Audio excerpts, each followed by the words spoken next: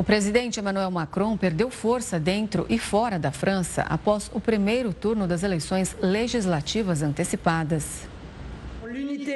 O partido de extrema-direita Reunião Nacional de Marine Le Pen saiu na frente no primeiro turno das eleições parlamentares da França, realizado neste domingo. A sigla obteve 33% dos votos. A nova Frente Popular, um grande bloco de partidos de esquerda, ficou em segundo lugar com 28% dos votos. E o bloco centrista do presidente francês Emmanuel Macron terminou em terceiro lugar com apenas 20% dos votos. A eleição, que havia sido convocada apenas 3 semanas atrás, teve recorde de participação em quase 40 anos e concretizou o favoritismo do grupo político de Le Pen. Antes mesmo da divulgação dos resultados, Macron sugeriu uma aliança ampla entre candidatos republicanos e democráticos para o segundo turno, que acontece no dia 7 de julho. Já Marine Le Pen pediu aos franceses que deem a maioria absoluta no parlamento ao partido de extrema-direita dela no segundo turno. A depender dos resultados, o governo de Macron pode se tornar inviável na prática. Isso porque ele precisa de um parlamento alinhado para conseguir governar com efetividade.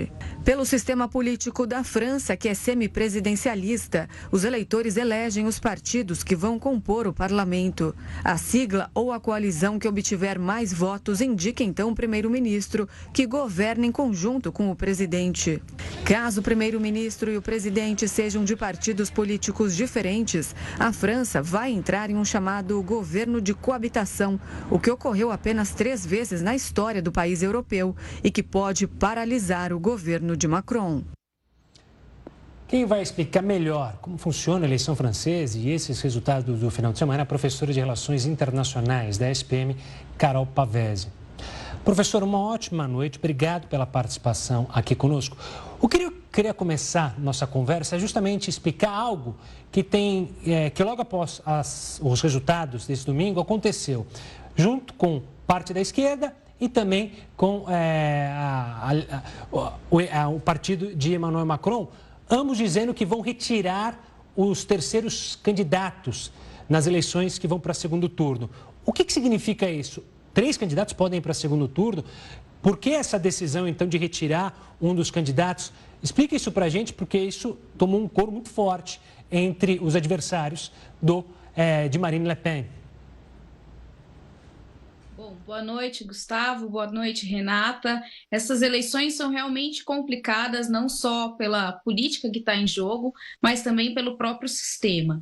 Vocês estavam mostrando na reportagem, a gente tem uma eleição agora que é só para o parlamento, então são 555 cadeiras. Isso não vai mexer no resultado do Macron, que passou nas eleições presidenciais, renovou seu mandato lá em 2022 e tem assegurado um governo, pelo menos formalmente, por mais 3 anos. Então agora o que a gente vai fazer é uma nova composição do parlamento e quem tiver a maioria vai nomear o primeiro-ministro. Essas eleições desses 555 assentos do Congresso Nacional ocorrem em 2 turnos. Então, num primeiro turno, que foi realizado nesse domingo, a gente tem a seleção dos candidatos que conseguem avançar para uma segunda etapa. Como que isso funciona? Quem tiver pelo menos 12,5% de votos no seu distrito, no seu colégio eleitoral, vai passar, então, para um novo crivo. E agora, no dia 7, a gente tem uma segunda chamada, então, com esses candidatos que tiveram esse número necessário, esse número mínimo de votos, para, então, daí, o que tiver a maioria vai ser indicado e nomeado como deputado ou deputada por aquele distrito. O que a gente viu de jogo político que vocês mencionaram agora é uma corrida para tentar frear uma vitória nesses distritos da Frente Nacional. E aí, tanto o partido e o grupo político do Macron, quanto o segundo lugar, que é a Frente Popular de esquerda, estão dispostos a abrir mão de seus candidatos se eles virem que, naquele distrito, o seu candidato não tem chance de levar e que, portanto, seria um voto desistir da candidatura para ajudar ou o partido de Macron ou o partido da esquerda, numa tentativa, então, de frear, capitalizar esses votos e frear, então, um avanço da extrema-direita da Marine Le Pen. Carol, explica para a gente como acontece esse governo de coabitação. Se, por exemplo, a gente troca o primeiro-ministro, que é de um partido político oposto, adversário a Macron. Por que fica praticamente impossível para ele governar? Fica difícil, Renata, porque a gente tem uma divisão de competências aí entre o executivo, na figura do presidente, e a figura do primeiro-ministro. Quando a gente tem essas situações atípicas, onde, em geral, um é de um partido e o outro é de um partido rival, aí não há um diálogo e isso impede a governança. Então, por exemplo, as medidas que foram necessárias, a aprovação de leis e um crivo do primeiro-ministro, que agradem a agenda do presidente Macron, ele vai ter dificuldade de ver isso aprovado no Congresso. E, ao contrário também, aquelas funções que são competências do Macron, por exemplo, uma agenda de política externa, parte da agenda, ele é o chefe do exército, né? O Macron tem essa figura. Então, toda essa agenda de defesa, ela vai, que o Congresso precisar de uma coordenação com a presidência, ele pode encontrar dificuldades aí na parte do Macron. A aprovação do orçamento, por exemplo, de execução do plano de governo de Macron, que ainda vai ficar nomeando os ministros, né? Então, o primeiro-ministro vai ser escolhido agora, mas a gente tem todas as outras pastas do executivo e os ministérios que já estão alocados. Todo esse plano de governo que o Macron já está colocando em curso vai precisar de uma aprovação orçamentária. E essa escolha do orçamento, a competência do Congresso e no qual o primeiro-ministro tem muita influência. Então, na prática, fica essa guerra de braços aí, uma necessidade ou de troca de favores, né, e concessões radicais, tanto de um lado quanto do outro, ou a gente vai ter aí 3 anos de um governo muito morno, com poucos avanços, que são tão necessários para que a França saia dessa crise.